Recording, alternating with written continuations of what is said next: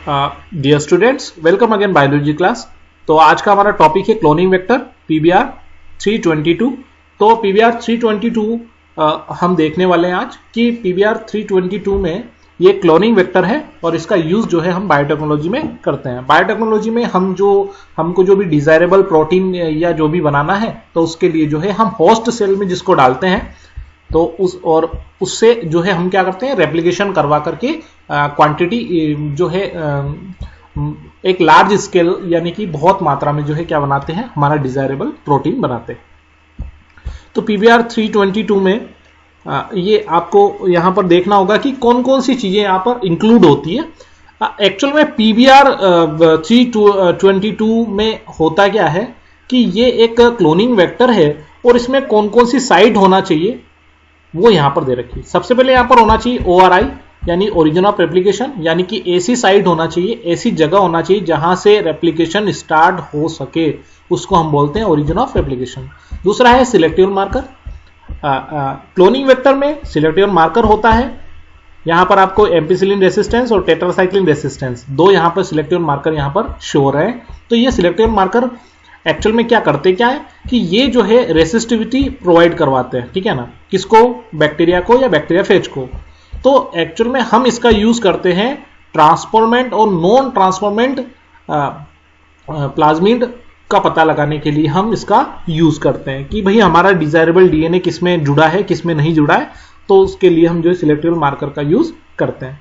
तो इसके बाद में आता है आपका क्लोनिंग साइट। तो जो क्लोनिंग साइट होती है वो ऐसी साइट होती है जहां पर जो तरह तरह के जो इंजाइम्स होते हैं, रेस्ट्रिक्शन इंजाइम, ठीक है ना, वो कट लगाते हैं, ठीक है ना। तो कट लगाते हैं तो उस साइड में जो है जहां पर कट लगेगा वहीं पर हमारा डिजायरेबल डीएनए इंक्लूड होगा या जुड़ेगा, ठीक है ना, लाइगेट होगा, ठीक है।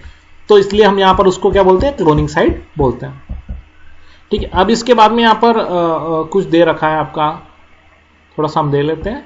तो ये सिलेक्टिव मार्कर का हम देख लेते हैं, सिलेक्टिव मार्कर कैसे काम करता है। आप यहां पर देख रहे हैं तो एम्पिसिलिन R लिखा हुआ है, एम्पिसिलिन रेसिस्टेंस, यहां पर लिखा है TTR यानी टेट्रासाइक्लिन रेसिस्टेंस, यानी कि इस वेक्टर में ये वेक्टर जो है वो एम्पिसिलिन रेसिस्टेंस है और टेट्रासाइक्लिन रेसिस्टेंस है। यानी कि अगर इसे एंटीबायोटिक एम्पिसिलिन या टेट्रासाइक्लिन एंटीबायोटिक में डाला जाए तो इस पर कोई प्रभाव नहीं पड़ेगा क्योंकि ये रेसिस्टर है, ठीक है। लेकिन अगर मान लीजिए मैंने यहां पर टेट्रासाइक्लिन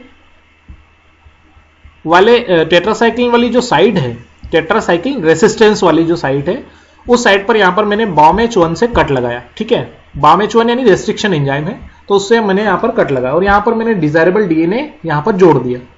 तो एक्चुअल में हमने किया क्या है, हमने ये किया है कि हमने टेट्रासाइक्लिन रेसिस्टेंस वाली सीक्वेंस को चेंज कर दिया। उसकी वजह से क्या होगा कि जो टेट्रासाइक्लिन रेसिस्टेंस जो रेसिस्टेंस प्रोवाइड करवा रहा था वो अब नहीं करवाएगा।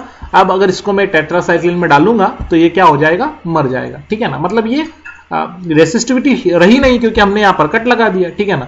तो इस तरह से जो है हम ट्रांसफॉर्मेंट और नॉन ट्रांसफॉर्मेंट का पता सिलेक्टिव मार्कर से लगा सकते हैं, ठीक है।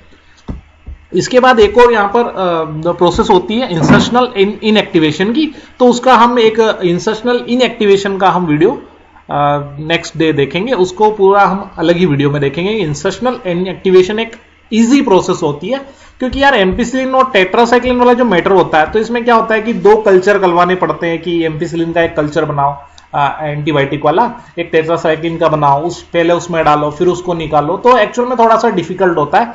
तो हम ट्रांसफॉर्मेंट और नॉन ट्रांसफॉर्मेंट का पता इंसर्शनल इनएक्टिवेशन से भी लगा सकते हैं। तो इंसर्शनल इनएक्टिवेशन क्या होता है ये हम नेक्स्ट वीडियो में देखेंगे।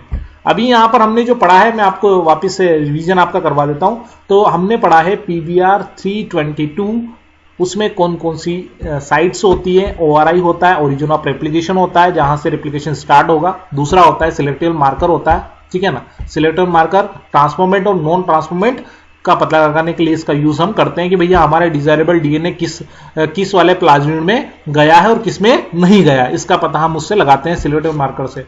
तीसरा क्लोनिंग साइट। तो क्लोनिंग साइट वे साइट होती है जहां पर रेस्ट्रिक्शन एंजाइम जो होते हैं वो कट लगाते हैं और जहां पर आपका डिजायरेबल डीएनए जुड़ता है, ठीक है, ठीक है। तो ये यहां पर हमने देख लिया है, ठीक है। अब हम इंसर्शनल इनएक्टिवेशन नेक्स्ट वीडियो में देखेंगे, ठीक है।